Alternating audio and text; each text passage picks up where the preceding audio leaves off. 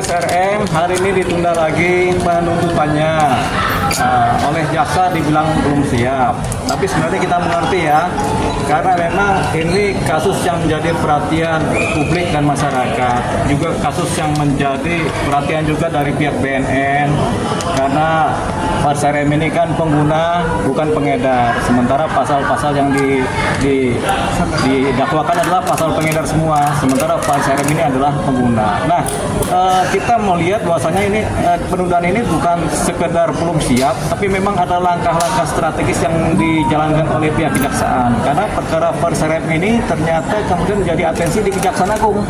Kalau menurut keterangan teman jaksa, memang di atensi di Kejaksaan Agung karena memang menjadi perhatian yang pertama. Yang kedua, apakah tuntutannya ini kemudian tetap didakwakan sesuai dakwaan, dituntut hukuman, atau kemudian dituntut untuk lepas, atau masuk kepada posisi dituntut untuk rehabilitasi.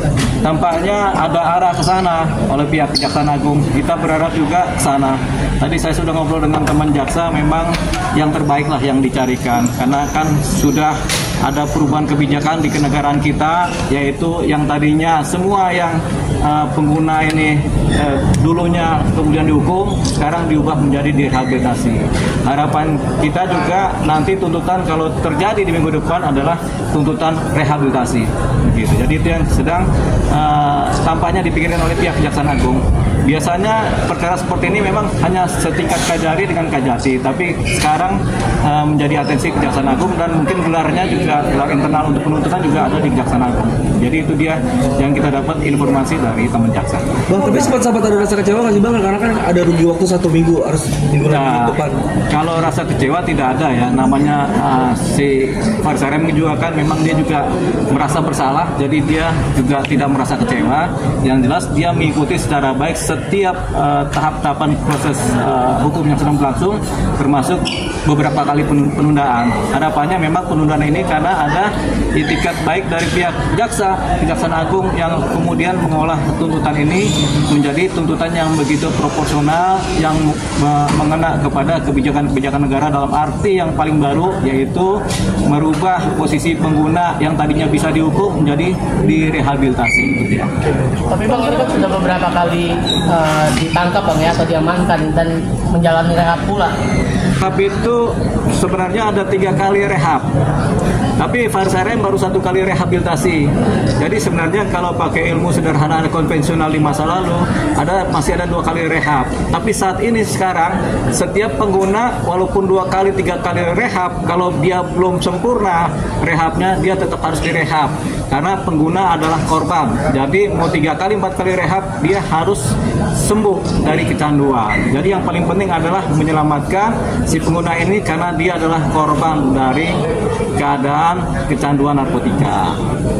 Berarti kalau menurut hukum yang baru, misalnya dia udah berkali-kali itu nggak dipidana gitu ya? Iya, walaupun sudah dia 3 kali rehab pun, kalau memang dia masih kecanduan, pakai pola-pola yang baru ini, kebijakan baru, dia tetap harus direhab sampai sembuh. Kecuali pengedar? Kecuali pengedar. Kalau pengedar tidak ada ampun, karena dia kan mengedarkan. Makanya kita pastikan dulu, apakah seseorang ini adalah pengguna, apakah seseorang ini adalah pengedar.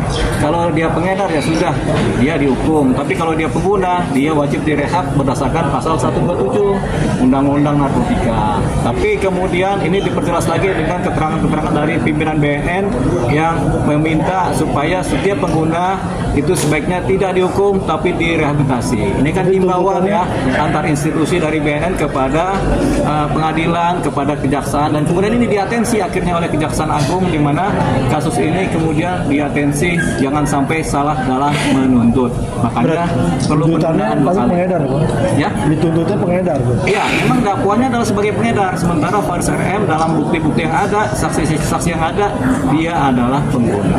Bang, berarti atensi dari Kejaksaan Agung ini menguntungkan dari pihak SRM? Kalau keterangan secara informal, atensi dari Kejaksaan Agung ini menguntungkan, karena biasanya penilaiannya lebih objektif, proporsional, dan mengikuti keadaan-keadaan yang ada. Gitu. Terima kasih Pak.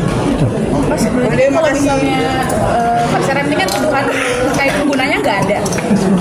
hubungan terhadap dia. Pengguna nggak ada. Apakah itu ada kemungkinan untuk kayak dilepas begitu aja tanpa rehabilitasi gitu? Tentunya karena dia pengguna, dipastikan pengguna, dilepas begitu aja juga tidak. Karena kalau dilepas begitu aja nanti dia keleleran juga kan. Dia harus direhabilitasi, makanya dicari celah atau jalan di mana dia tetap dalam posisi direhabilitasi. Tuntutan yang paling bagus adalah rehabilitasi, bukan dituntut lepas karena pasalnya tidak memenuhi, bukan. Sebaiknya karena dia pengguna dan kecanduan, sebaiknya dia harus direhabilitasi. Jadi rasanya tuntutannya direhab begitu.